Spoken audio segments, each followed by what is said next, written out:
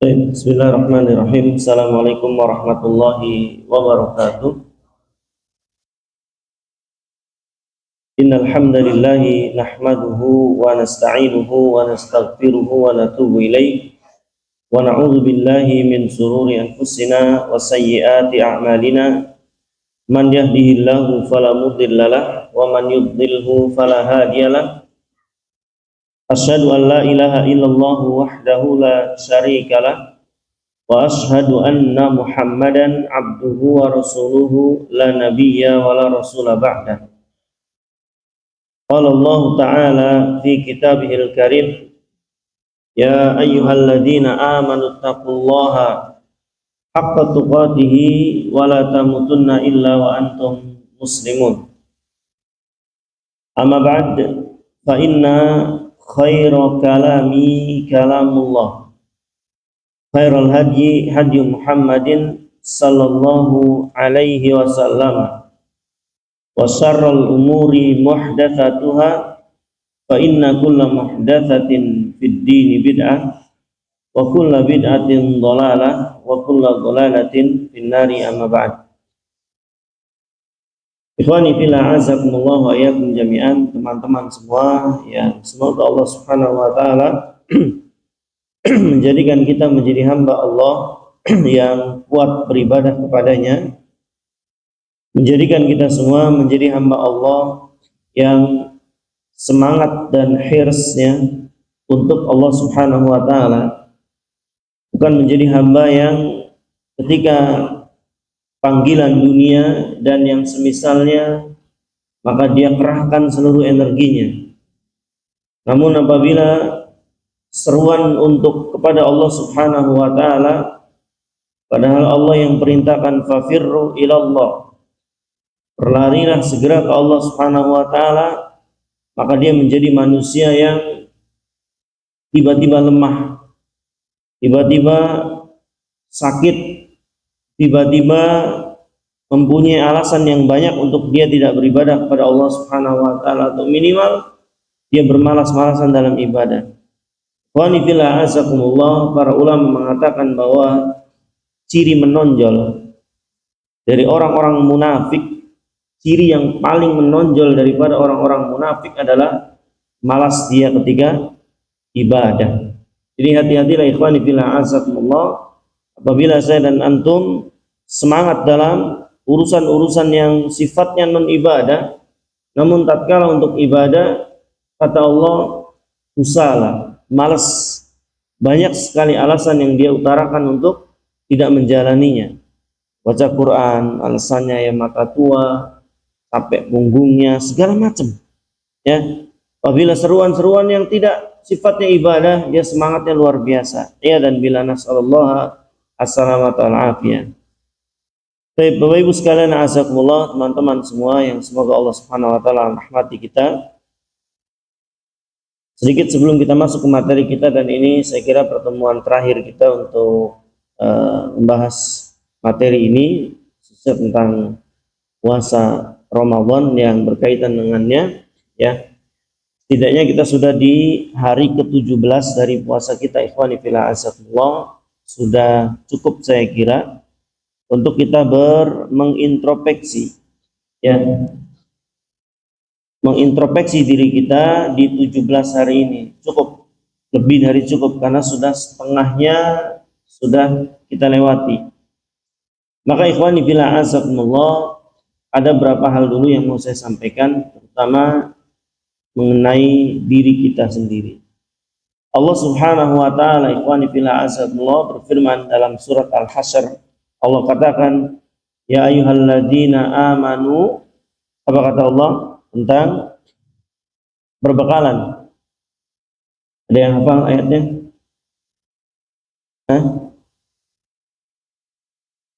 Ya ayyuhalladzina amanu taqullaha, apa? Apa Bu? Apa Mas Abid? Tentang mempersiapkan bekal kita menuju Allah Subhanahu wa taala. Apa kata Allah? Ya ayyuhalladzina amanu taqullaha wal tanzur nafsum ma qaddamat li ghad. Kata Allah Subhanahu wa taala, wahai orang-orang yang beriman, ya, lihat apa yang sudah engkau persiapkan untuk hari esok. Maka setidaknya nggak usah jauh-jauh lah, 17 hari ini ikhwani fillah azakumullah, mari kita introspeksi diri kita, sudah sejauh mana kita. Artinya kenapa saya katakan inilah kita, ya karena sudah faktor X dari luar yaitu syaitan. Kata Nabi SAW, wasufidati syayatin, setan sudah dibelenggu, sehingga apa yang terjadi pada hari-hari ini adalah kita. Anda yang bakhil, itulah kita. Anda yang pemalas, itulah kita. Wallah, ya, karena kita mau alasan apa? Semua capek. Kalau kita alasan capek nggak baca Quran, capek nggak taraweh, capek nggak ibadah, semua hamba pun capek. Tapi masalahnya ada yang bisa itu. Berarti kita yang malas. Gampangannya gitu. Ya. Kebutuhan saya banyak manusia juga yang punya kebutuhan. Kita tidak mengkomparasi diri kita dengan orang yang lebih banyak hartanya, tidak. Cobalah komparasi dengan yang semisal dengan kita. Teman-teman karyawan sudah gampangannya. Saya pun sama dengan teman-teman para ustadz. Kenapa ada ustadz yang bisa melejit dia sedekahnya demikian, kok saya enggak? Enggak jauh beda berarti kita ini. Kalau antum komparasi antum dengan orang-orang kaya, ya enggak bisa. Kita komparasi dengan yang semisal dengan kita, kenapa dia bisa, kita enggak bisa. Yang pakai kacamata, komparasi dengan yang pakai kacamata, kenapa dia sudah habis 30 juz, saya belum 10 acan. Sama-sama, mau alasan apa kita? Kita sama-sama matanya min, itu baru benar. Jangan antum mengkomparasi dengan yang lebih besar. Ya, nggak bisa dan nggak fair, nggak face to face bahasa kita. Maka ikhwani fillah azakumullah, menjadi introspeksi besar bagi kita semua adalah di 17 hari ini apa yang sudah kita lakukan ikhwani fillah azakumullah. Bukan apa-apa. Nabi yang mulia sallallahu alaihi wasallam bersabda ketika para sahabat bertanya kepada beliau, wahai Rasulullah, kalau semuanya sudah ditakdirkan Allah, kita tidak usah lagi beramal. Ya, karena Nabi SAW menginformasikan kepada para sahabatnya, innallaha kataba maqadiral khalaiq qabla an yakhluqas samawati wal ardi 50,000 sanah wa kana arshuhu 'alal ma. Nabi pernah menginformasikan kepada para sahabat bahwa Allah telah menakdirkan takdir seluruh makhluk semuanya. Fulan akan bagaimana selama hidupnya, apa yang dia makan, semuanya sudah ditakdirkan Allah. Sampai pun dia masuk surga atau masuk neraka. Maka para sahabat ya sama seperti kita pikirannya ya, mungkin ya. Ya kalau semuanya udah ditakdirkan, enggak ngapain kita repot-repot. Kalau orang ditakdirin di neraka, dia mau ibadah jengkelat-jengkelit juga ujungnya di neraka. Enggak usahlah ibadah. Dia maksiat aja, kadungnya. Tanggung sudah. Vonisnya sudah di neraka. Orang yang sudah vonisnya di surga, enggak perlu ibadah, maksiat terus juga pasti ujungnya di surga, kan gitu. Para sahabat begitu, pikirannya sama seperti kita, ya. Antum udah tahu nih, ada perkara yang sudah antum dapatkan, ya malam Lailatul Qadar misalkan. Kebayang kita nih, model kita, model saya, model antum, kita semua kebayang kalau malam Lailatul Qadar dikasih tahu sama Allah, hari atau malam ke-23, kira-kira apa yang terjadi? 29 malam saya mau tidur terus. Hanya ibadah di malam 23. Ya kan saya dapat 83 tahun, lebih baik daripada 1000 bulan. Tahun depannya saya incar lagi, oh ternyata malam 27. Seluruh malam saya tidur kecuali malam 27. Kita itu akan begitu ketika sudah tahu. Masalahnya Nabi SAW ketika disodorkan pertanyaan itu, para Rasul nggak usah beramal. Apa kata Nabi SAW? Ini menjadi tolak ukur kita. 17 hari, perhatikan. Nabi memberikan tolak ukur, Allah akan arahkan kita kemana di sini. Hadis Nabi SAW, beliau mengatakan, i'malu fakullun muyassarun lima khuliqa. Perhatikan di sini. Diingat di sini seumur hidup.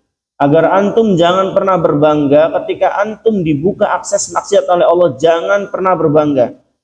Antum yang jago ahli IT, menembus situs-situs yang tidak baik, yang sudah diblokir oleh pemerintah, antum bisa. Antum jangan bangga, itu bukan satu keberhasilan, itu satu malapetaka. Antum dibiarkan oleh Allah masuk ke jurang yang ujungnya neraka. Sebaliknya antum bahagia. Saya ini kalau mau buat jelek ada saja halangannya, nggak bisa-bisa. Antum bahagia harusnya. Kenapa? Antum dijaga oleh Allah Subhanahu wa Ta'ala. Nabi katakan, "I'malu fakullun muyassarun lima khuliqa." Sudah, kata Nabi, kalian beramal saja. Setiap manusia akan Allah mudahkan menurut tujuan dia diciptakan. Perhatikan kuncinya. Setiap manusia akan Allah mudahkan menuju tujuan dia diciptakan oleh Allah. Dia diciptakan oleh Allah untuk mengisi neraka, maka akses kesananya Allah mudahkan. Kita yang diciptakan Allah untuk mengisi surga, maka akses ke surga Allah buka. Catatan penting. Makanya Nabi mengatakan, sudah beramal saja kalian. Fakullun muyassarun lima khuliqa, kata Nabi. Setiap kalian akan dimudahkan menurut tujuan kalian diciptakan. Maka lihat 17 hari ini, apa yang sudah dimudahkan oleh Allah. Ya, antum yang bisa jawab sendiri. Ya, kalau ternyata tidak ada, hati-hati ikhwani fillah azakumullah, tidak ada perubahan di diri kita, tidak ada sama sekali perubahan. Malas saya tambah malas, tambah ada alasan. Kita di bulan Ramadan ikhwan, makanya nanti di 10 tips itu ada satu, memaksa diri kita untuk taat. Wallah, bulan ini adalah bulan di mana Allah memaksa saya dan antum untuk taat. Di bulan lain Allah tidak pernah maksa kita. Sedahsyat di bulan Ramadan. Antum dipaksa tidak makan dan tidak minum dan tetap ibadah sebagaimana mestinya, tetap bekerja sebagaimana mestinya dalam kondisi yang sangat lemah. Bulan ini antum dipaksa taat. Malamnya di titik kita lagi capek-capeknya, Allah paksa kita untuk ibadah juga. Capek. Tarawih itu capek banget ikhwan. Tapi ikhwani fillah azakumullah, kalau antum nuruti capek saja, capek terus. Kalau antum nuruti ngantuk, ada alasannya. Saya lagi puasa, ngantuk terus antum. Kalau kita cari alasan lagi capek, pas banget. Bulan puasa adalah bulan kita di mana kita sangat capek. Pas mendukung alasan antum. Kalau antum alasannya capek, pas banget antum tuh lagi alasan capek. Kalau bulan lain tidak bisa, karena kita makan, minum, segala macam masuk, nggak bisa kita alasan capek. Kalau bulan Ramadan, antum ada alasan capek, tapi nanti disitulah ikhwani fillah azakumullah. Nah, saya katakan al ajru biqadril masyaqqah. Yang namanya pahala berbanding lurus dengan tingkat kesulitannya. Maka ikhwani fillah azakumullah, ini yang pertama yang mau saya sampaikan, introspeksi diri kita, karena bagaimanapun ya kita akan dimudahkan menurut tujuan kita diciptakan. Maka coba, sudah berapa juz yang antum selesaikan di 17 hari ini, ya? Antum udah dapat berapa, Mas Safid? Enggak mau riak? Enggak mau riak? Udah 3 kali khatam ada? Belum, Masya Allah. Ya, enggak apa-apa. Bismillah setidaknya ikhwah, ya. Yang enggak lancar ya antum dapat 2 pahala, yang lancar ya antum juga ada keutamaan masing-masing. Itu yang pertama yang mau saya sampaikan, ya, kita sudah bisa menarik indikator di diri kita, Allah menghendaki kita jadi baik atau tidak, ya, dengan 17 hari ini. Karena bagaimanapun juga, Allah yang berjanji hal jazaul ihsani ilal ihsan. Kebaikan itu akan melahirkan kebaikan. Makanya para ulama, dari dalil-dalil yang ada, mereka membuat satu kesimpulan. Kesimpulan ini besar, antum catat. Ya, nanti antum juga bisa menilai diri kita ini ibadahnya diterima oleh Allah, menjazamkan tidak. Tak boleh kita menjazamkan ibadah, tidak boleh. Pasti saya dapat ini, pasti tidak boleh. Ya, tapi ada harapan yang harus kita berikan bahwa Allah pasti menerima ibadah kita. Kemarin di Jumat saya sudah jelaskan. Apa materi Jumat kemarin? Yang laki-laki. Dan dia nggak tidur tentunya. Hah? Apa Mas? Jumat kemarin itu masa beda dari sini. Apa materinya? Hah? Mas Gani? Tentang apa? Turu kabeh ini kayaknya. tawain sama ibu, bener bu ini kayaknya pada turu semua ya. Makanya waktu istirahat segera antum cuci muka yang benar ya, jangan sampai antum ya masuk masjid malah dijadikan untuk tempat tidur. Sayang ikhwani fillah azakumullah. Para ulama menjelaskan inna min jazail hasanah al hasanatu ba'daha. Ini ucapan yang sangat besar ya. Antum catat dengan tinta emas, antum tempel di otak kita ya. Apa itu kata para ulama? Inna min jazail hasanah al hasanatu ba'daha. Balasan dari sebuah kebaikan yang Allah terima, balasan dari sebuah kebaikan yang Allah terima, kita berbuat baik dan kebaikan itu diterima sama Allah. Balasannya apa dari Allah? Kata para ulama, al-hasanatu ba'daha, yaitu sebuah kebaikan yang diberikan setelah. Dari sini kita bisa kerucutkan. Orang yang ibadah wajibnya, sholat wajibnya baik, Allah berikan kemampuan dia untuk sholat ba'diyah. Seorang yang bisa melaksanakan puasa Syawal, ini indikator besar Allah menerima puasa Ramadan. Paham? Ya, karena balasan Allah untuk sebuah kebaikan, maka Allah berikan kebaikan setelahnya. Ya, maka lihat, biasanya orang yang sudah jauh membaca Quran, ada kemungkinan bacaan sebelumnya Allah terima. Ada orang yang bisa melakukan kebaikan yang ini biasanya sebelumnya Allah berikan atau Allah terima. Kurang lebih seperti itu pemahamannya. Maka ikhwani fillah azakumullah, ini yang pertama yang saya sampaikan, cuma ada 3 kok ya. Yang kedua ya, kita agak ngebut. Yang kedua ikhwani fillah azakumullah, sudah 17 hari, sisa berarti kurang lebih 13 harian lah kalau 30 hari. Artinya masih banyak sebetulnya waktu ikhwani fillah azakumullah, terlebih agama kita ini agama yang sangat luas rahmatnya, Allah luas rahmatnya ya. Ya, artinya kalau sudah gagal kita itu tidak mesti divonis pasti gagal, enggak begitu ya. Ini sebagai gambaran besar, tapi juga ini bukan hal yang baik. Ketika 17 hari kita lalai, ya tentu ini bukan hal yang baik. Tapi juga belum berakhir, itu maksud saya. Ini belum berakhir ya. Karena batas akhir kita itu kapan sih? Batas akhir kita berbuat baik itu kapan? Hah? Kapan? Hah? Kapan batas akhir kita? Akhir Ramadan? Enggak. Ya. Ramadan anggaplah tumbang dia. Masih ada Jumat antara Jumat. Masih ada waktu sholat sampai sholat. Rahmat Allah sangat besar. Ya. Masih tetap memberikan banyak kebaikan. Kapan batas kita berbuat baik? Hah? Kapan, Bu? Hah? Boleh ibu-ibu jawab. Kapan, Bu? Batas kita berbuat baik yang diterima oleh Allah Subhanahu wa taala, setelah itu tidak lagi diterima. Kita harus tahu, jangan sampai melewati batas itu nanti. Ya. Apalagi ini masih kurang lebih 13 hari. Semoga Allah masih hidupkan kita di sisa-sisa Ramadan ini. Kata Nabi yang mulia sallallahu alaihi wasallam, beliau bersabda, "Innallaha yaqbalu taubatal 'abdi ma lam yughargir." Allah senantiasa menerima taubat seorang hamba selama nafasnya belum di tenggorokan. Ini batasnya. Dan alhamdulillah masih 13 hari ya. Nabi sallallahu alaihi wasallam juga bersabda, "Innamal a'malu bil apa? Bil khawatim." Ya, kata Nabi sallallahu alaihi wasallam, sungguhnya amal itu pada akhirnya. Maka nanti dilihat di akhir-akhir Ramadan. Itulah kita yang sesungguhnya. Karena demikian. Tapi perlu ingat, oh berarti masih ada kesempatan, Ustaz. Pokoknya yang terakhir, antum juga ingat bahwa man 'asha 'ala syai' mata 'alaihi.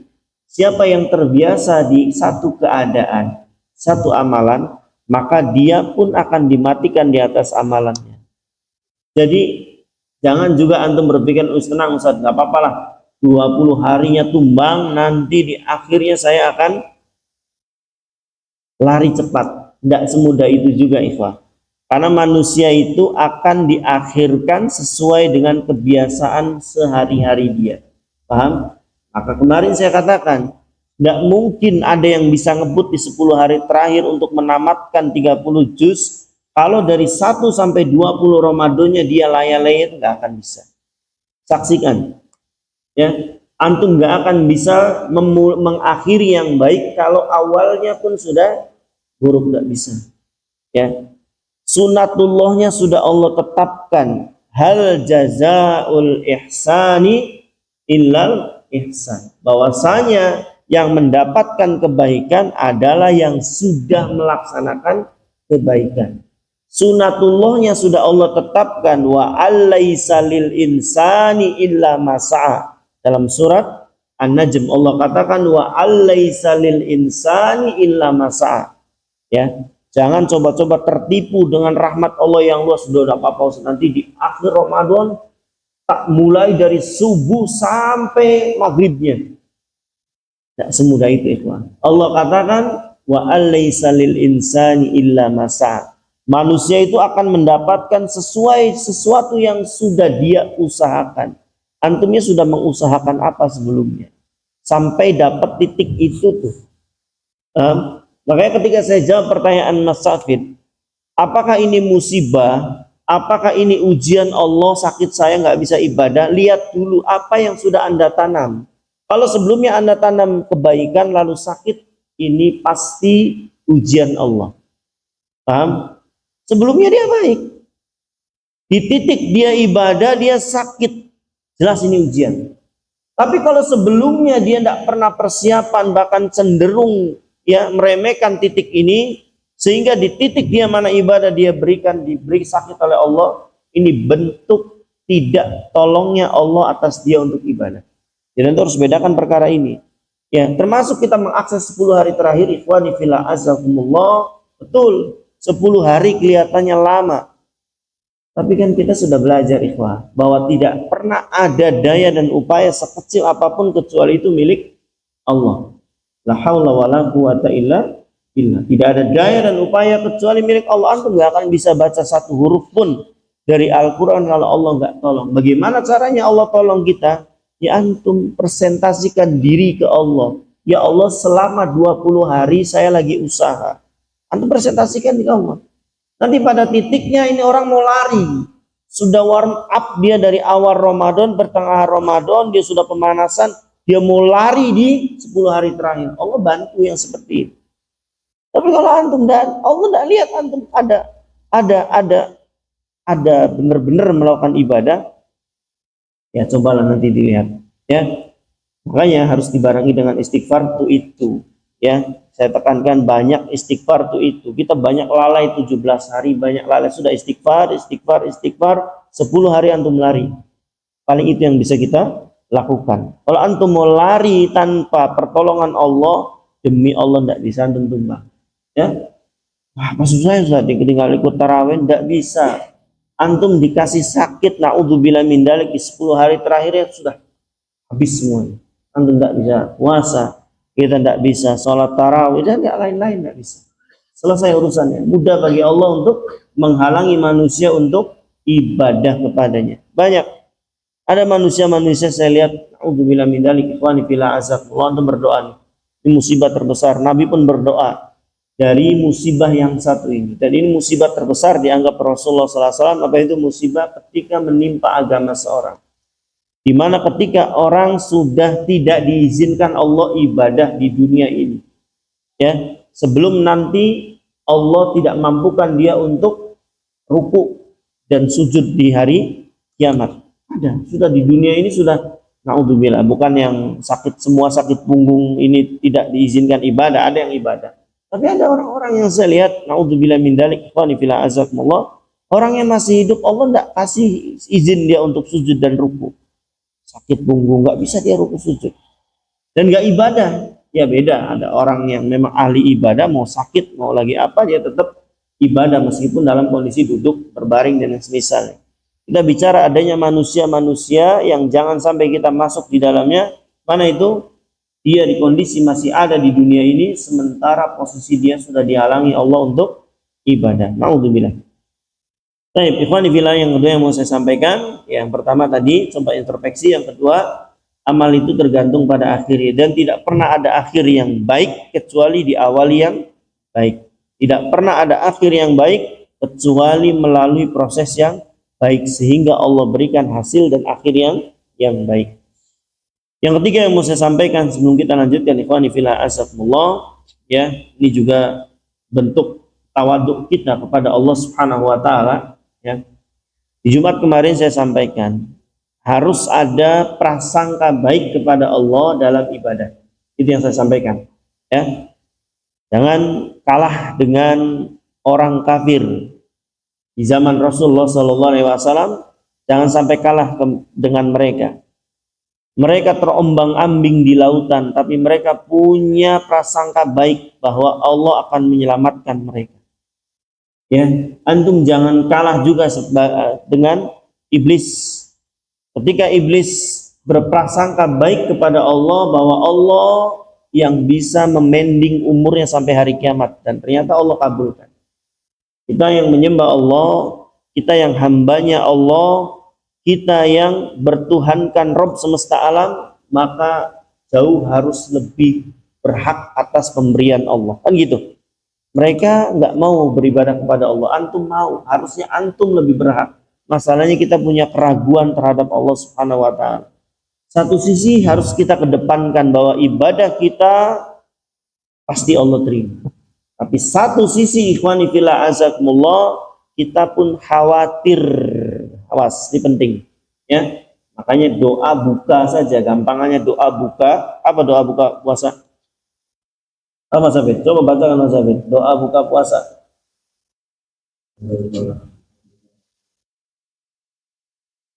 Ditutup dengan insya Allah. Dahabad dhama'u wabtallatil uruq, ya. Telah hilang dahagaku, wabtallatil uruq, telah basah kerongkonganku.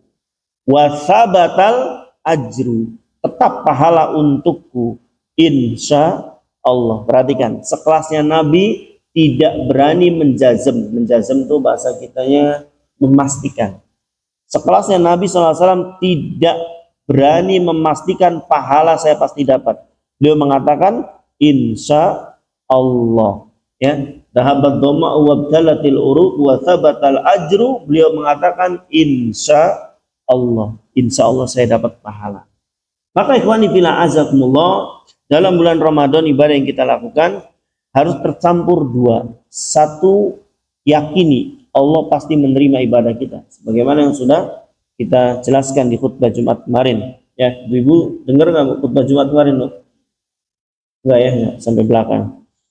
Yang kedua, wajib atas kita khauf, takut kalau ibadah kita ditolak oleh Allah Subhanahu wa taala, sebagaimana Ibrahim dan Ismail takut kalau ibadahnya tidak diterima. Padahal kata Syekh bin Baz, dan ini pernah saya jelaskan ke antum, ya, padahal kata beliau ibadah membangun Ka'bah hanya untuk mereka. Dari zamannya Adam sampai hari kiamat tugas mendirikan Ka'bah hanya Nabi Ibrahim dan Nabi Ismail. Secara otomatis pahalanya, ganjarannya, upahnya hanya untuk mereka, kan gitu. Karena mereka yang dapat tugas ini.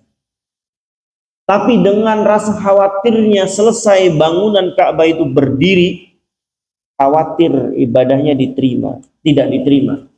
Apa yang mereka ucapkan?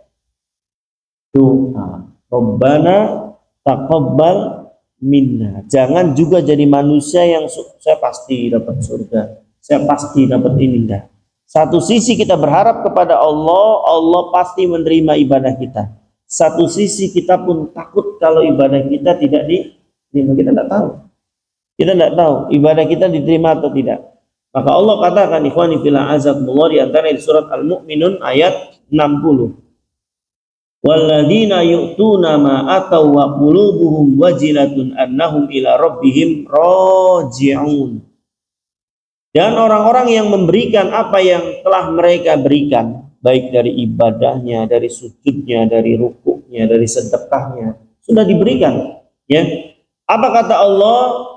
Wa qulubuhum wajilatun annahum ila rabbihim raji'un, ya. Dan orang-orang yang memberikan apa yang telah mereka berikan dengan hati yang penuh khawatir, wajib khawatir kita. Hati yang penuh khawatir, takut-takut kalau Allah tidak menerima ibadah dia.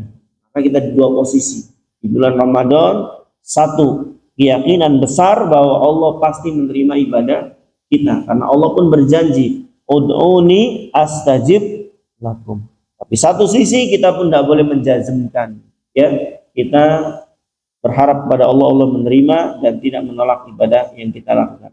Tiga ini perlu saya sampaikan ikhwani fillah azakumullah. Yang pertama introspeksi, yang kedua ya akhiri dengan yang baik, dan tidak ada akhir yang baik kecuali diawali dengan hal yang baik. Dan yang ketiga tadi ikhwani fillah azakumullah, khawatirlah akan ibadah kita yang tidak diterima oleh Allah Subhanahu wa taala. Baik. Bapak Ibu sekalian, azakumullah wa iyyakum jami'an, maka mohon dilihat PDF-nya. Kita kembali ke kitab yang kita kaji ya. Tadi sekedar mukadimah saja. Dan mungkin kita agak ngebut ikhwani fillah azakumullah karena ini pertemuan terakhir kita di bulan Ramadan insyaallah. Sudah dua tips yang kita bacakan dari kitab beliau hafizahullah taala. Yang pertama adalah apa? Perbanyak istighfar ya. Tentu karena ibadah yang kita lakukan tidak sempurna, maka kita diwajibkan untuk istighfar di ibadah kita. Sebagaimana sholat, ya ibu, kita habis sholat loh, bukan habis maksiat. Ya selesai salam, assalamualaikum, assalamualaikum. Habis itu kita ngapain bu? Istighfar, astagfirullah, astagfirullah, astagfirullah. Kenapa? Padahal nggak habis maksiat, habis ibadah terbesar. Yang jawaban ulama karena ibadah kita bisa kita pastikan tidak sempurna. Begitupun puasa. Makanya bagus di sini beliau mengatakan yang pertama adalah istighfar dahulu. Yang kedua banyak berdoa, ya. Karena bulan Ramadan, ya, sebagian riwayat dikatakan ya syahrul doa, bulannya berdoa. Ya, karena 24 jamnya diijabah. Kita sudah belajar. Ada satu titik di mana terkumpulnya berbagai macam titik pengkabulan doa. Nah, golden time. Kapan itu? Kapan kalau bulan puasa? Golden time. Di titik itu berkumpul banyak sekali waktu mustajab. Kapan? Ya malam, cuman kan tidak tahu malam Lailatul Qadar diganjilnya. Hari-hari biasanya aja lah. Kalau malam itu jelas dia melambungkan lebih baik daripada 1000 bulan. Hari biasanya. Kapan Pak Mus? Golden time itu bener-bener terlalu luas, tiap harinya aja. Hah? Bulan Ramadan. Satu, sepertiga malam terakhir itu ada 3 janji Allah di sepertiga malam terakhir itu. Siapa yang minta Allah beri, siapa yang minta ampun Allah ampuni, dan siapa yang meminta pasti Allah beri.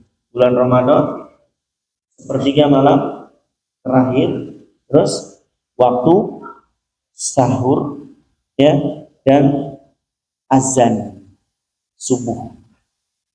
Paham? Berarti berapa titik? Udan gede bisa 5 kalau udan. Berarti di 5 titik pengkabulan doa di satu waktu. Antum jangan tidur di situ. Antum jangan ngobrol. Antum jangan main HP di golden time ini. Itu namanya orang cerdas dalam beramal. Ya, kelihatannya mungkin biasa saja, tapi orang-orang seperti ini, ikhwan fillah azzakumullah, saksikan dia punya lejitan yang tidak mungkin dimiliki oleh yang lainnya. Ibaratnya kalau orang sekarang bilang kerja ikhlas, kerja cerdas, ya cerdas. Yang sudah saya katakan kemarin, ada anak muda ngorok pohon nggak dengan kecerdasan modal otot doang. Jadi nggak cerdas bahwa pisau ini, gergaji ini akan tumpul garap buruk suwe, akhirnya habis tenaganya dapatnya nggak seberapa. Tapi orang yang kerja dengan cerdas dia tahu masa pakai gergaji ini hanya 5 pohon. Setelah 5 pohon dia akan tumpul, maka dia asah. Namanya kerja dengan cerdas. Ya, sambil istirahat, tenaganya disiapkan lagi, diasah lagi, diborok lagi, maka hasilnya lebih cepat dan lebih banyak tentunya. Jadi banyak doa ikhwani fillah di bulan Ramadan dengan doa-doa yang baik tentunya. Ya, jangan isi doa itu juga diperhatikan ibu-ibu. Ya, kebutuhan kita itu sama sebetulnya. Kebutuhan manusia itu sama. Kalau nggak ngurusin isi perut, ya kesehatan, nggak jauh dari itu kok kita. Ya, tapi jangan melulu urusan itu. Ada perkara besar yang harus kita minta. Ya, banyak kita minta ditetapkan di atas Islam, kita minta tetap di atas sunnah, kita minta dimatikan di atas Islam dan sunnah, kita minta istiqomah dan lain-lainnya, ya, kebaikan untuk anak-anak kita dan lain-lain. Baik. Yang ketiga, tips yang ketiga yang beliau katakan adalah melatih diri untuk ibadah, ya, melatih diri untuk ibadah. Ikhwani fillah azakumullah. Apa yang dimaksud melatih diri untuk ibadah? Ya tadi, memaksa diri kita untuk taat. Kalau enggak di bulan ini, kita memaksa diri kita kapan? Coba saya tanya. Di hari lain, di bulan lain, enggak ada daya paksa ibadah kita sebagaimana di bulan ini. Maka saya katakan, antum yang enggak mau dipaksa baik di bulan ini, ya sebagian ulama antum enggak akan pernah baik di bulan lain. Betul. Ya. Sama. Bisa saya katakan, kita ilakohkan, hubungkan dengan tempat di mana kita di sini mencari maisha.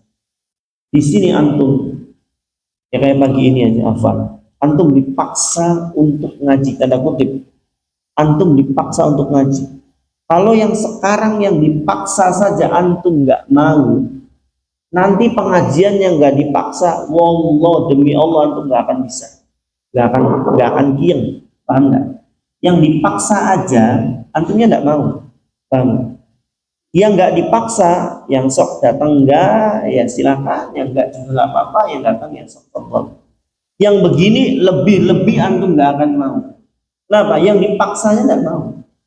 Sama. Allah paksa kita di bulan Ramadan supaya capek dilatih sebelum antum benar-benar berdiri di depan Allah. Antum dipaksa berdiri malam hari. Ya, sebelum antum kehausan, kecapean nanti di maksar, antum dipaksa untuk latihan capek dan haus di bulan Ramadan. Ya, nanti kan antum dipaksa, ya, dipaksa oleh Allah untuk berdiri berjam-jam di maksar. Nah, sekarang antum dipaksa juga oleh Allah. Maka ikhwani fillah azakumullah, tadi saya katakan waktunya pas. Kalau antum mau males, Ramadan ini paling pas untuk males, mendukung, karena fisik kita lagi capek. Kalau males, pas banget alasannya.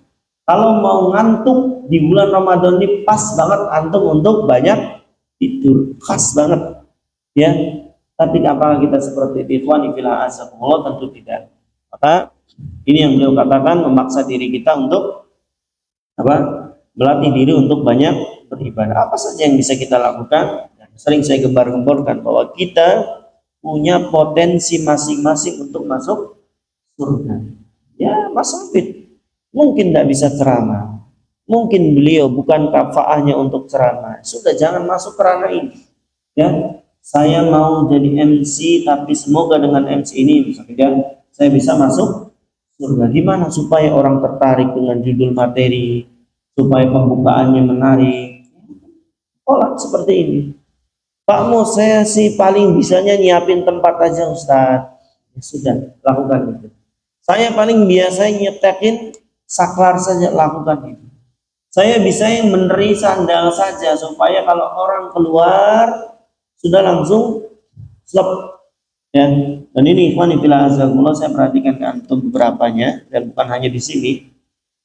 Cobalah antum ikhwan fillah azakumullah bertindak baik dalam hal masuk masjid. Salah satunya sering saya lihat, ini bukan hal urgent, tapi sebetulnya lebih ke kepantasan diri. Banyak yang saya lihat memasuki masjid dengan membelakangi masjid hanya gara-gara apa? Sendalnya ingin posisi terbalik. Ikhwah, urusan sendal dengan adab masuk masjid jelas lebih mulia adab masuk masjid. Sudahlah, antum menghadap ke kiblat, antum menghadap ke masjid, lepas sendal sebelah mana dulu kalau dilepas? Kiri dulu, langkah kaki kanan dulu, menghadap ke kiblat. Kalau antum mau benerkan sendal kan bisa balik terus antum luruskan. Jangan masuk masjid posisinya banyak, bokong dulu. Ada enggak? Ada banyak. Ya. So ini perkaranya diharamkan bukan masalah diharamkan, lebih ke arah ya kelayakan antum pun termasuk rumah saya, ya masuk rumah saya bokong dikit, wah ya tak apain. Ini belum bisa mancing bokong dulu. Logika sederhana aja udahlah. Ya saya tamu ke rumah antum, ya masuk punggung dulu kan gimana ini orang? Ya katanya Ustadz ini begini banget masuk rumah orang. Ini antum mau masuk rumah Allah, mau masuk Baitullah, ya segala sesuatu yang disandarkan ke Allah itu pasti mulia, ya Baitullah, kalamullah, maka dia pasti jadi mulia. Syahrullah, bulannya Allah, ya, bulan-bulan haram itu mulia karena disandarkan ke Allah. Masuk bulan Ramadan ini syahrullah, ya masuk masjid ini disebut Baitullah, ini rumahnya Allah. Antum masuk dengan posisi punggung. Ini sedikit mumpung saya ingat. Jadi ikhwani fillah azakumullah, ada perkara-perkara yang bisa antum lakukan dari sendal sehingga orang yang keluar bisa langsung serap ada sendal yang si dia mencelang di sana. Oh ini temennya di sini. Barangkali itu yang masukkan kita ke surga. Apapun yang bisa kita lakukan di bulan Ramadan, lakukan apa saja. Ikhwani fillah azakumullah. Yang keempat, agak ngebut. Saya harus 8:30 harus izin dulu. Meluruskan niat dan tekad untuk meluruskan niat dan menumbuhkan tekad bulat, ya, maksudnya dalam ibadah, ya. Di sini beliau penulis membawakan wasiat Imam Ahmad rahimahullah taala, dan ini wasiat yang sangat luar biasa, ya. Dan ini kita pesankan juga ke keluarga kita, siapapun orang-orang terdekat di antara kita, beliau pun seperti itu. Beliau wasiatkan, ya bunayya, wahai anakku, anwi al khair fa innaka la yazalu bi khairin ma nawaita al khaira. Beliau mengatakan, wahai anak, wahai saudaraku, wahai teman-temanku, niatkanlah kebaikan. Ini penting ikhwah, ya. Antum, saya pernah katakan bahwa Allah itu tahu isi hati kita, ma fi sudurina, Allah tahu isi hati kita. Ini orang keinginan besarnya adalah untuk bangun masjid, Allah pasti bantu, Allah tahu. Makanya Nabi mengatakan kepada sahabat, ada sahabat bilang gini, wahai Rasulullah, jelaskan ke saya amalan-amalan yang wajib yang saya harus lakukan. Nabi jelaskan yang wajib itu ini. Dia bilang apa? Demi Allah saya nggak akan nambah. Dia bilang gitu, demi Allah saya nggak akan nambah, udah yang itu aja. Apa kata Nabi? In sodaq, jika dia jujur dari hatinya, benar dia mau melaksanakan ini, dia pasti masuk surga. Bayangkan, antum kalau punya niatan dan benar jujur dari hati, saya mau nyumbang itu masjid sekian ratus juta, saya mau itu nyumbang panti asuhan anak yatim sekian ratus ribu, jujur dari hati, Allah bantu, pasti Allah bantu, asal benar jujur. Apa sih yang susah bagi Allah? Apa sih yang tidak dipunyai oleh Allah? Antum minta kalau ya Allah mampukan saya untuk bisa mengunjungi haramainmu, Allah pasti bantu. Coba, tapi harus benar jujur dari hati antum. Antum benar-benar jujur. Maka di sini beliau bilang, wahai anakku, niatkanlah kebaikan. Niat dulu. Antum punya niat kebaikan apa? Saya mau berubah, Ustaz. Habis ini minimal habis Ramadan saya niatkan saya akan menghadiri kajian sore meskipun tidak ada paksaan dari tempat ini. Antum niat jujur, Allah pasti bantu. Allah akan gerakan fisik kita, Allah akan gerakan hati kita untuk mendatangi pengajian. Tapi kalau sudah niat baiknya aja tidak ada, jangan harap antum bisa melaksanakan kebaikan. Tidak bisa. Jadi niat baik untuk melakukan kebaikan. Apa kata beliau? Karena engkau akan senantiasa berada dalam kebaikan selama niatmu baik. Maka dalam agama kita tidak dikenal yang namanya kebaikan salah alamat, nggak ada. Itu yang diniatkan, itulah yang kita dapatkan. Saya ulangi, dalam agama kita tidak dikenal yang namanya niat baik salah alamat. Ya, saya pernah jelaskan ke antum di kajian sore, atau lupa Pak Dalin Sabah, ya. Tidak pernah ada sedekah atau kebaikan yang salah alamat tuh nggak ada dalam agama. Ini menunjukkan rahmat Allah luar biasa. Antum niat sedekah, Mas Habib, ini sedekah untuk anak yatim piatu. Sama Mas Safid dialihkan ke buka puasa misalkan, bukan untuk anak yatim. Yang antum dapatkan apa? Yang antum dapatkan pahala apa? Anak yatim. Innamal a'malu binniyat. Dan ini terjadi di zaman Bani Israel. Kata Nabi, ada seorang agniya, seorang kaya, dia bawa hartanya malam-malam, dia keluar ingin dibagikan, ketemu dengan laki-laki lagi kelindang malam hari. Dia pikir orang yang masih nyari makan, ya masih ada. Malam saya pulang jam berapa? Jam 11-an dari masjid, ada anak kecil dengan ibunya, ya Insya Allah masih ngorek-ngorek sampah dan sebagainya. Ternyata ada orang-orang seperti ini, ya. Dan laki-laki ini pikir jangan-jangan ini orang yang susahan, maka dia berikan hartanya. Pagi hari geger di pasar, ada orang kaya ngasih sedekah kepada maling, ternyata orang itu maling, bukan lagi nyari rongsokan malam-malam, bukan, ya.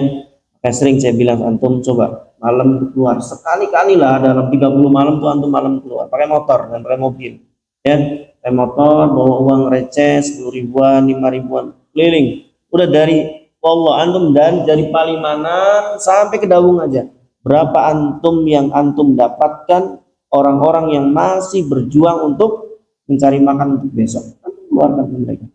Nggak usah patah foto, nggak usah ini, sudah antum tutup helmnya, antum pakai masker, dia nggak kenal saya nggak kenal dia, itu paling enak dari. Coba, insya Allah antum nggak miskin setelah itu.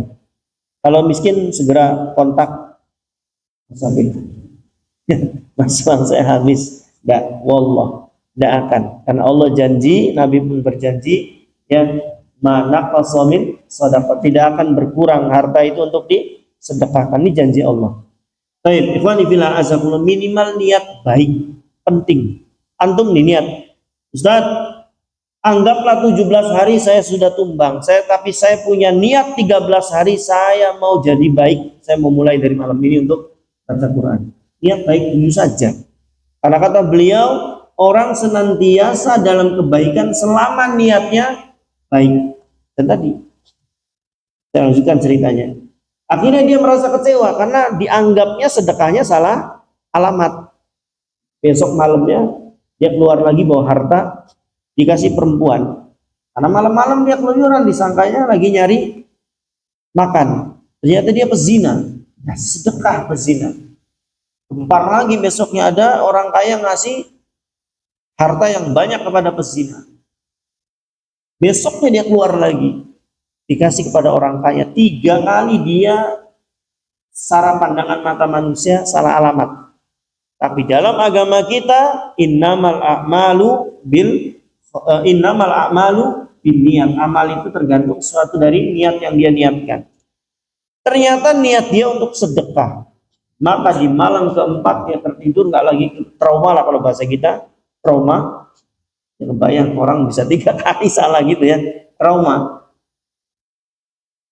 Akhirnya Allah berikan mimpi, ya, pada dia bahwa seluruh amalan yang dia niatkan untuk sedekah telah tersampaikan kepada Allah dan Allah terima 100%. Maka dari sini tidak pernah ada kebaikan yang diniatkan untuk baik yang salah alamat. Tidak pernah ada sedekah yang salah alamat. Antum jangan khawatir. Jangan pernah khawatir. Karena Allah tahu apa yang kita niatkan. Dan jika niat antum baik, Allah akan bantu kebaikan itu. Baik, itu wasiat beliau yang luar biasa kepada kita. Wanifillah asakumullah, dan biasakan afwan. Ya, betul. Tadi saya katakan bahwa ada perkataan ulama juga, rahimallahu man arfa qadrahu. Semoga Allah merahmati orang yang tahu kapasitas dirinya. Ya, kapasitas harta kita tidak banyak, tapi jangan juga menjadi niatnya itu kecil-kecil. Ya, saya mau bantu 1000, boleh, bagus. Tapi coba sekali-kali punya niat yang besar. Ya Allah, kapan hari saya mau keluarkan yang besar? Ya, Perhatikan hadis ini. Ikhwani fillah azakumullah. Hadis ini, atau bukan hadis, ya lebih tepatnya perkataan Al-Imam Ibnul Mubarak ya di halaman 26, beliau mengatakan rubba amalin saghirin tu'azzimuhu an-niyah wa rubba amalin kabirin tusaghiruhu an-niyah. Beliau mengatakan betapa banyak amalan yang kecil tapi besar hasilnya karena niat. Ini yang saya bilang, antum biasakan satu niat yang baik, yang kedua biasakan niat baiknya yang besar. Bagaimana saya bilang kemarin di khutbah Jumat, cara hitung-hitungan duit kita tidak nyampe untuk berangkat haji. Niat dulu ya Allah, doa dulu ya Allah, saya mampukan saya untuk berangkat haji. Contoh, itu kan cara itu kan tidak kena. Ya, tapi antum kan hambanya siapa? Hambanya siapa? Hah? Hambanya Al-Ghani. Siapa Al-Ghani? Yang maha kaya. Antum kan hambanya Ar-Razzaq, hambanya yang maha pemberi rizki. Antum kan hambanya Al-Mu'ti, yang maha memberi semua yang diminta. Apa yang terakhir? Enak, paling enak posisi sebagai seorang hamba itu paling enak.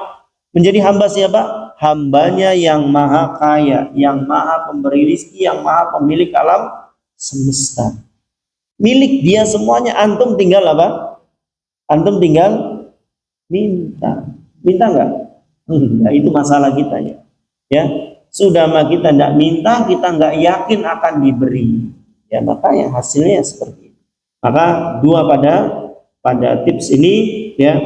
Satu, biasakan niat yang baik, yang kedua biasakan niat yang baik yang besar. Karena beliau mengatakan rubba amalin saghirin tu'addimu an-niyah.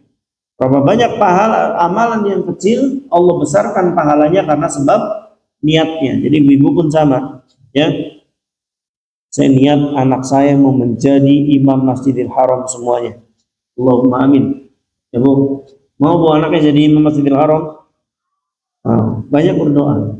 Ya, banyak berdoa. Ya, ya Allah, saya mau bikin masjid sendiri sebelum saya mati, besar-besar. Ya Allah, saya ingin bikin panti asuhan khusus anak-anak yatim piatu. Itu perkara yang besar semuanya, ya. Dan kalaupun tidak mampu, minimalnya kita dapat pahala niat, itu maksud saya. Warubba amalin kabirin, dan berapa banyak pahala amalan yang besar pahalanya kecil karena sebab niatnya yang kecil. Bangunnya masjid, bahkan orang nggak boleh bantu, pokoknya dari ujung genteng sampai ujung gentengnya lagi, dari ujung lantai ujung, nggak boleh ada yang nyumbang, dia sendiri. Tapi ternyata dikerdilkan karena niat pengen dianggap ini dan itu. Maka inilah maksudnya. Ya, warubba amalin kabirin tusaghiruhu an-niyah. Berapa banyak amalannya besar, pahalanya kecil karena niatnya yang kecil. Paham? Ini yang keberapa? Yang keempat. Yang kelima, membekali dengan ilmu. Ini sudah kita lewat karena kita sudah bahas ini di buku yang sebelumnya ya, yang tentang fikih praktis puasa. Langsung yang keenam, mengingat keutamaan bulan Ramadan. Ini penting ikhwani fillah azakumullah, mengingat keutamaan bulan Ramadan agar kita semangat tentunya. Coba diingat bahwa di bulan ini adalah bulan di mana Allah lipat gandakan pahalanya. Di bulan ini adalah bulan di mana Allah turunkan Al-Quran. Milih di antara 12 bulan yang ada, Allah memilih bulan Ramadan. Berarti bulan Ramadan ini ada sesuatu di dalamnya. Kan bulan banyak, ada 12. Kenapa Allah milih Ramadan? Itu yang menjadi pertanyaan. Berarti bulan ini bulan mulia. Di antara 124.000 nabi, Allah milih Nabi Muhammad sebagai nabi yang terakhir, penyempurna seluruh syariat yang lainnya. Berarti orang ini ada keutamaan. Sederhananya begitu. Ya. Kenapa Allah milih malam Lailatul Qadar padahal dalam satu tahun ada 365 malam? Kenapa Allah pilih malam Lailatul Qadar? Oh, ternyata tersibak semua hebat-hebatnya di bulan di malam Lailatul Qadar. Diingat semua itu tadi, karena kita memang posisi manusia yang gampang sekali malas, gampang sekali futur dan semisalnya. Maka ikhwani fillah azakumullah, ingat-ingat kebaikan di bulan, terutama masalah Al-Quran. Ikhwani fillah azakumullah, saya sesedikit agak lebarkan masalah Quran ini. Antum kalau mau dimuliakan Allah, masuk dari Al-Quran. Betul, ya. Karena saya lihat perkara lain. Contoh, saya ambil contoh. Ada pejabat. Pejabat dihormati. Sebatas dihormati oleh anak buahnya, tidak dihormati oleh orang lain, dan tidak dihormati oleh yang sama semisal dengan mereka. Paham? Antum berharap kemuliaan dari kekayaan. Kekayaan, betul antum akan dihormati selama masih kaya, dan oleh orang-orang yang status finansialnya di bawah kita, antum akan dihormati. Tapi antum akan dianggap biasa oleh orang yang semisal. Paham? Ini hartanya 10 ember. Ternyata ada satu orang hartanya 50 ember. Dianggap bocah ini. Gampangannya gitu. Tapi kalau antum punya Al-Quran, antum akan Allah muliakan. Karena ini yang terjadi. Allah ciptakan malaikat itu ribuan, bahkan nggak terbatas jumlahnya. Kenapa Allah pilih Jibril sebagai malaikat paling mulia? Al-Quran. Ya. Kenapa Allah milih Nabi Muhammad SAW di antara 124.000 nabi yang lain? Al-Quran turun kepada beliau. Kenapa para sahabat? Kan ada Hawariyun, ada Bani Israel, ya, ada sahabat-sahabatnya para nabi, ada kaumnya Nabi apa? Ada kaum Lut, kaumnya durhaka. Apalagi kaum-kaum yang berbakti kepada Nabi, ya banyaklah. Kenapa Allah pilih sahabatnya Nabi Abu Bakar, Utsman, ya, dan yang semisalnya? Kenapa? Al-Quran mereka pelajari awal sebelum yang lain, sehingga mereka mulia. Ya, tadi bulan Ramadan menjadi bulan yang terbaik di antara 11 bulan lainnya. Al-Quran turun di dalamnya. Malam Lailatul Qadar lebih baik daripada 1000 bulan karena Al-Quran turun di dalam. Jadi kalau antum masuk Al-Quran di dada antum, Allah pasti muliakan. Tapi bukan tujuan kita itu, enggak. Ya. Ikhwani fillah azakumullah, ini pengalaman terjadi saya. Ini adiknya beliau nih, Ustaz Fatur Rahman. Ini kakaknya, apalagi kakaknya yang adiknya aja begitu, Masya Allah. Apalagi kakaknya. Tapi kakaknya begitu enggak? Lebih ya. Adik beliau ini namanya Ustaz Fatur Rahman, guru tahsin saya, bayangkan. Secara verbal penjelasan din, ya mungkin beliau tidak seperti saya. Tapi dalam masalah Al-Quran saya hormat ke beliau. Allah, saya hormat. Ya, bahkan muridnya beliau punya murid, saya berguru pada muridnya untuk mengambil bacaan yang bagus, untuk mengambil hukum tajwid. Ya, nggak masalah. Karena kita ditundukkan karena ada Al-Quran di dalamnya, kita yang hormat. Dan begitu. Ya, antum kalau ada Al-Quran, kalau kita mati semua nih saat ini, mati semua, nanti dikuburkan di satu liang, siapa yang paling dekat dengan tanah? Yang paling banyak hafalannya. Sama Sabit berarti? Enggak. Ya, belum tentu. Ya, barangkali Pamus yang paling banyak hafalannya. Itu bentuk pemuliaan dari Islam kepada orang-orang yang tidaknya ada Al-Quran. Minimalnya jangan jauh dari Al-Quran. Dan di bulan ini kita banyak-banyak baca Quran. Saat saya repot, Ustaz, urus anak, urus istri, usahakan sehari minimal ada yang dibaca. Ya, sama. Jangan beralasan ini dan itu karena semuanya pun melakukan hal yang sama. Baik, yang ketujuh, selalu mengingat kematian dan akhirat. Ini materi sebenarnya panjang yang ketujuh ini karena nanti kita akan jelaskan, ya. Atau anggaplah ikhwah, ini adalah Ramadan kita yang terakhir, ya. Sebagaimana dahulu, ya, Ramadan tahun kemarin mungkin ada saudara kita yang masih hadir di tempat ini atau di rumah, ternyata beliau sudah menghadap Allah Subhanahu wa taala, tidak menutup kemungkinan tahun depan saya atau di antara kita, ya, juga tidak berada lagi di bulan Ramadan. Maka manfaatkan apa yang tersisa dari umur kita. Yang kedelapan, saya akan ngebut menggunakan skala prioritas dalam ibadah. Ini penting, ya, penting. Bagaimana tadi yang saya katakan, antum bisa istighfar 24 jam kapan aja tuh bisa. Tapi antum harus tahu waktu-waktu istighfar terbaik. Satu, saat sahur. Yang kedua kapan? Kapan? Istighfar terbaik juga ini. Bukan habis sholat. Kalau habis sholat jelas. Waktu sahur. Yang kedua kapan? Hah? Setelah sholat duha. Ini waktu terbaik. Ini banyak yang tidak mengamalkan sunnah ini. Banyak berdoa dan istighfar ba'da sholat duha. Ya, ini juga ada syariatnya dari agama kita. Tapi ikhwani fillah azan, sekarang prioritas tadi, ya antum lagi baca Quran, ada azan. Prioritasnya apa saat itu? Hah? Kita lagi baca Quran, satu hurufnya diganjar 10, Bu. Tapi ada azan, Allahu Akbar, Allahu Akbar.